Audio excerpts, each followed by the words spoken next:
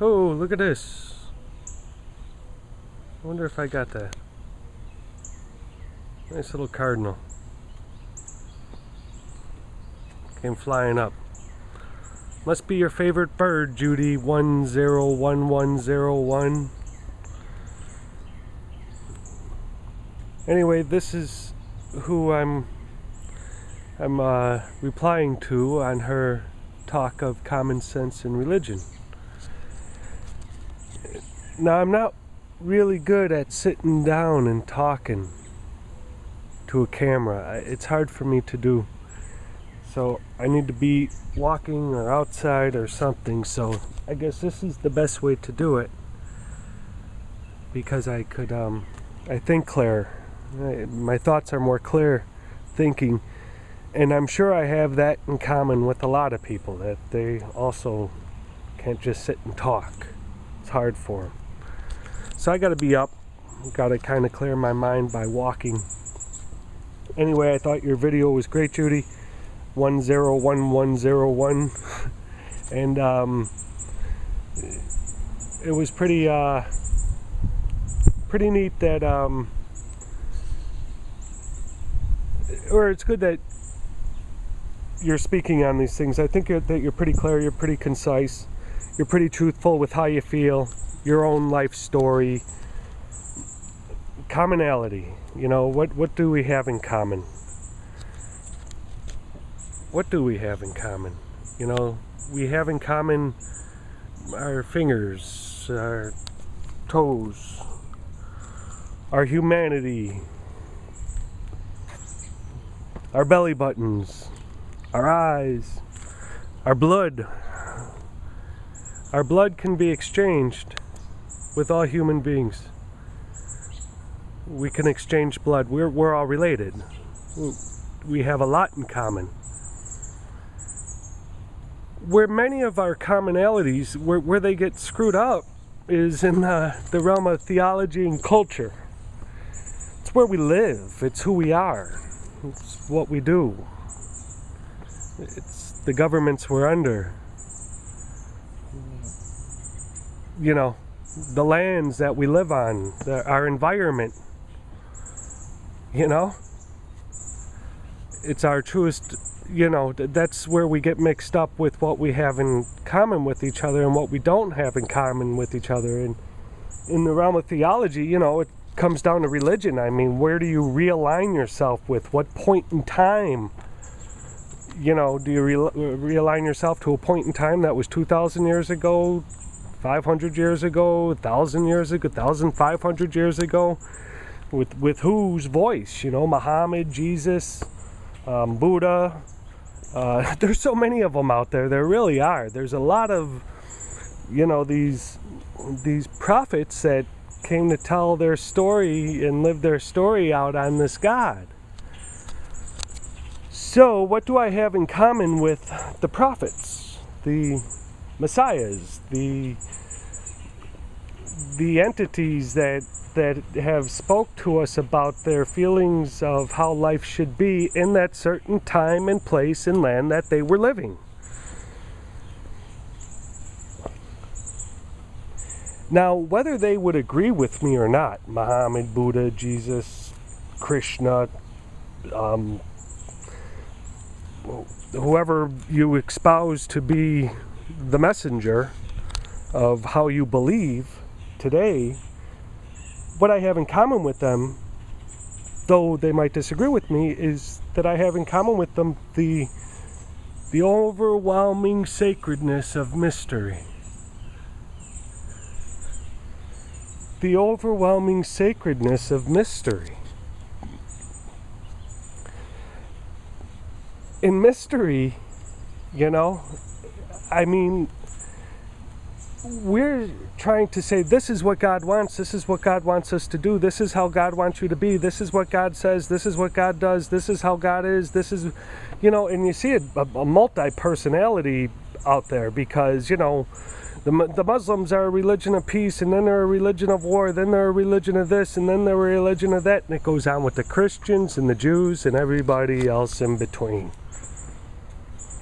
It's just, it's the same old, but what we truly have in common, besides our basic humanity, you know, is our commonality to this mystery, the my story. You know, your story is my story. My story is your story. Change the O to an E in my story, and what do you get? Change the O to an E. You know, that's who you are. That's who we are. That's who we are collectively. And we try to figure out this mystery, and then as soon as somebody feels like they got a piece of the secret, and they know, well, then it's shared with all of us, and some of us hanging on the rule of law.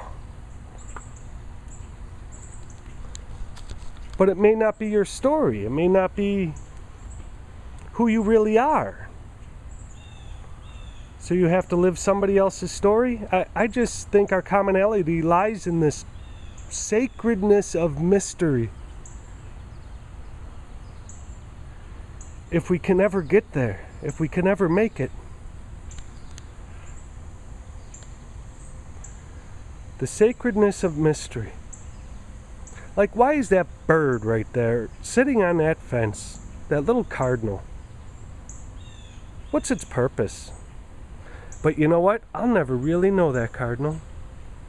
I'll never really know where that cardinal came from, what tree he came out of. Anything. All I know is this cardinal is red and it's sitting on a branch before me. Did the cardinal fall out of the tree early or late? Or who's the cardinal's daddy and mama? Where'd they come from?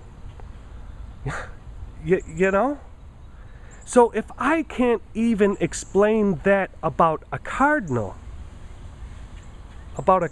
sitting there, looks like he's got a girlfriend. But if I can't explain that about the cardinal, then how can I say that I know anything about the overwhelming experience of this higher power?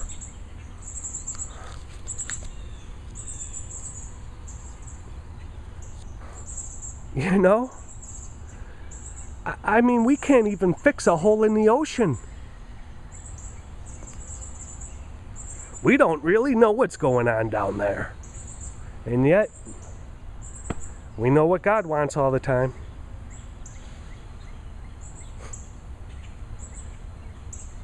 And you know, this whole love thing and hate and evil and love and all these feelings, why can't we just... It's almost like we invent these words so we could have them to use against each other.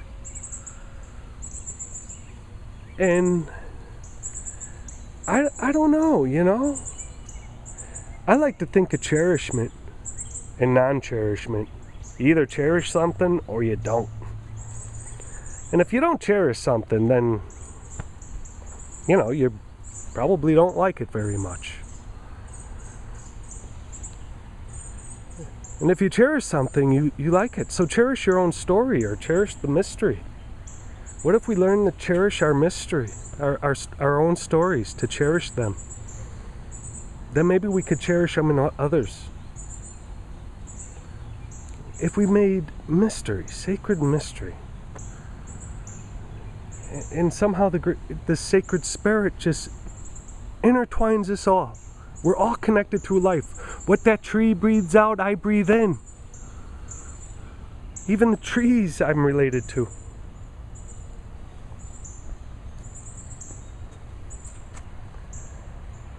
But mystery is mystery. My story is my story. My story is sacred.